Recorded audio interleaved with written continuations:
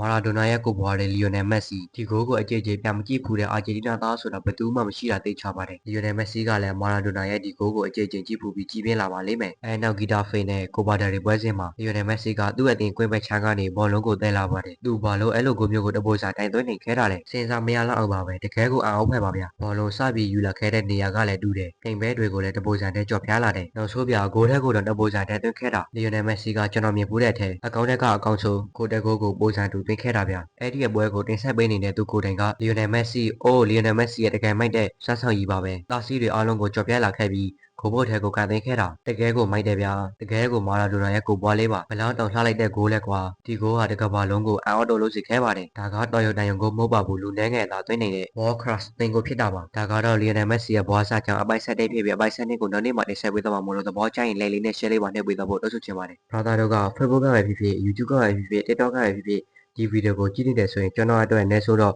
လက်တဲ့ channel comment တခုခုဆင်ပေးတာလေးမှတ်ခဲ့ပေးဖို့တောက်ဆိုချင်ပါတယ်သဘောကျရင်တော့ share လေးနဲ့ပါကူညီပေးတော့လို့ရပါတယ်နောက်ပြီးဒီထက်ပိုပြီးစိတ်ဝင်စားဖို့ကောင်းတဲ့ဗီဒီယိုတွေကိုတင်ဆက်ပေးတော့မှာမို့လို့ subscribe လေးပါလုပ်ပေးတော့ဖို့တောက်ဆိုချင်ပါတယ်